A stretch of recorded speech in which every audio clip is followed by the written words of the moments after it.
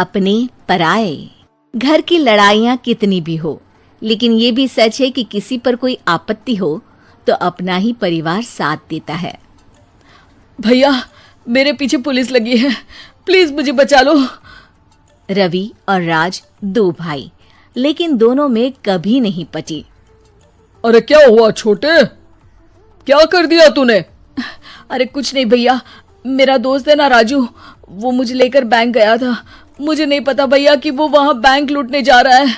मैं उसके साथ बैंक में घुसते ही सीसीटीवी कैमरे में दिख गया हूँ। अब पुलिस मुझे ढूंढ रही है भैया, मुझे बचा लो। राज कुछ सोचता है, फिर कहता है, ओके, तुम यहीं रुको, मेरा एक दोस्त पुलिस में है, मैं बात करता हूँ। तभी वहाँ रवि की बीवी राज की बीवी के साथ आ जाती है। तुम लोगों के घर जब तक पुलिस का आना जाना है, बच्चों को यहीं छोड़ दो, उन पर असर ठीक नहीं पड़ेगा। तभी वहां पुलिस आ जाती है। चलो चलो, कौन है रवि, थाने चलो। मैंने कुछ नहीं किया, मुझे कुछ नहीं पता।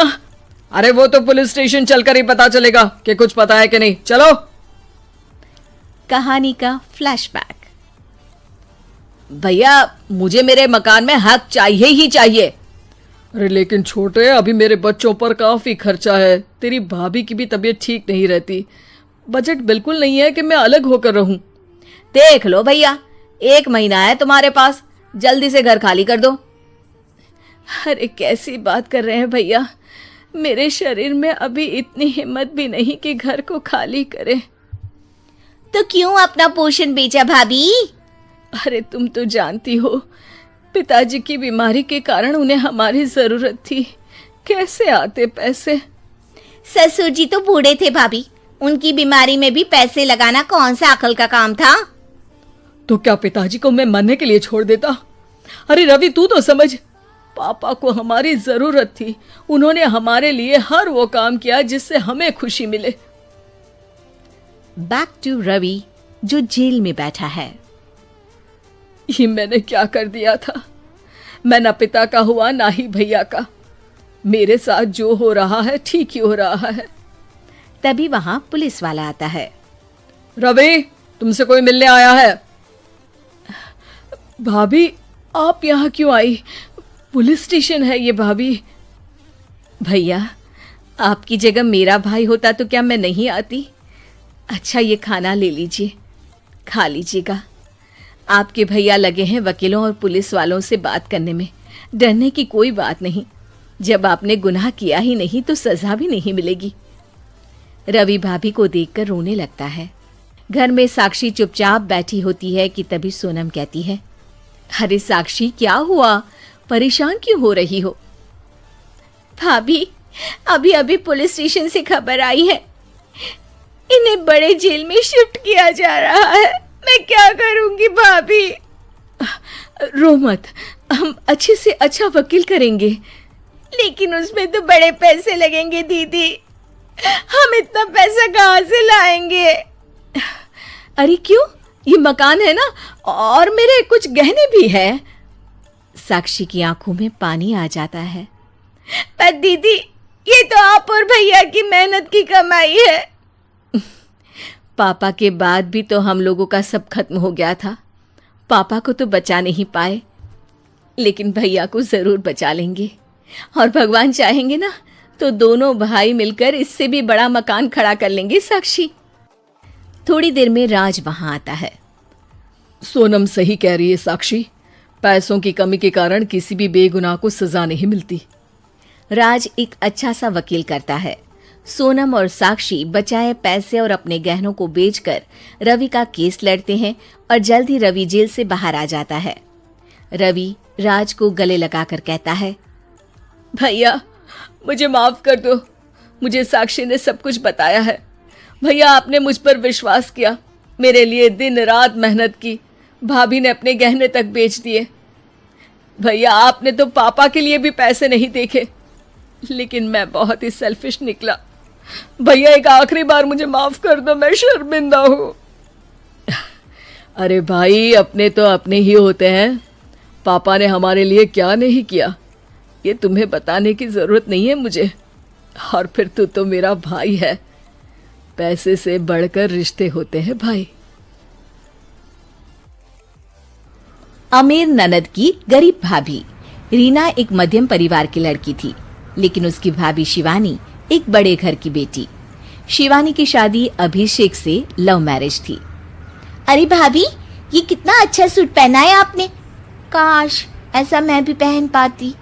अरे क्यों नहीं रीना, वैसे भी तुम्हारा और मेरा नाप तो एक ही है, जब मन करे पहन लेना।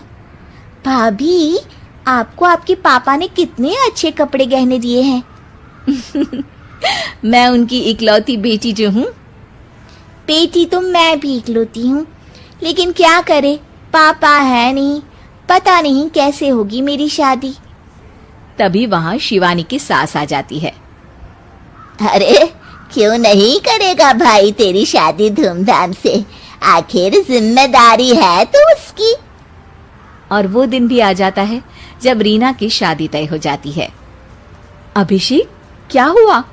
आप इतने परेशान तो कभी नहीं दिखे, कोई बात है तो बताइए मुझे। अरे शिवानी, वैसे तो शादी का सारा इंतजाम हो गया है, लेकिन गहनों का रेट तो आसमान छू रहा है। कैसे क्या करूं, कुछ समझ में ही नहीं आ रहा। थोड़ी देर में शिवानी अपने पूरे गहने अभिषेक के सामने रख देती है। ये लीजिए, गहनों का इंतजाम भी हो गया। अरे नहीं नहीं शिवानी, मैं ये गहने किसी हालत में भी नहीं ले सकता। ये तुम्हारे पिता ने तुम्हें दिया था, और तुम हो कि। तभी वहां सास आ जाती है। अरे तो क्या हुआ, इसकी तो हो गई ना शादी, अब किसे दिखाने हैं इसने गहने।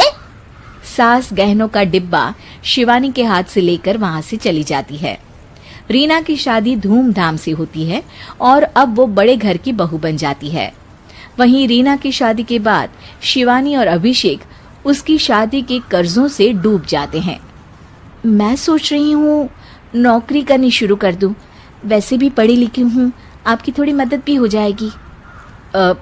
वैसे शिवानी, कुछ दिन कर लो तो अच्छा ही होगा, क्योंकि ज़रूरत भी है। अब शिवानी भी नौकरी करने लगती है और घर खर्चे में अभिषेक का हाथ बटाती है।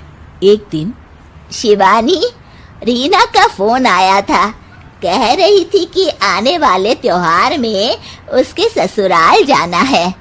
ठीक है माँ। अरे ठीक तो है, लेकिन एक काम कर लेना, उसके सास ससुर से लेकर पूरे खानदान के कपड़े मिठाइयाँ सब ले आना, और हो सके तो रीना के लिए छोटे से कान में पहनने के बूंदे भी।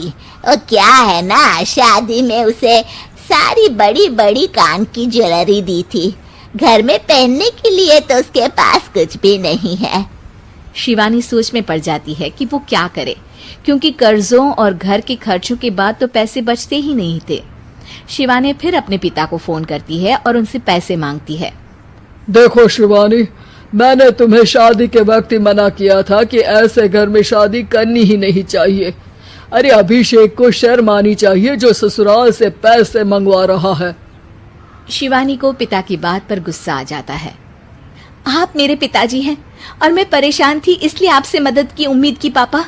अभिषेक को तो पता भी नहीं है कि मैंने आपसे पैसे मांगे हैं।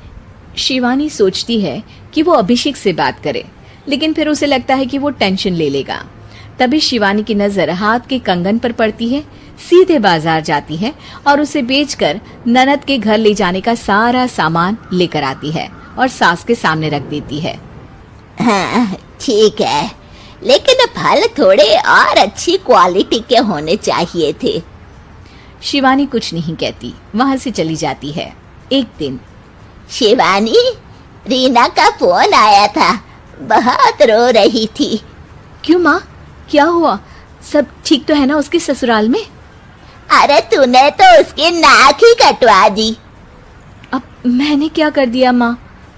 कह रही थी कि बड़े घर की बहू है भाभी, जो कपड़े दिए वो ब्रांडेड भी नहीं थे।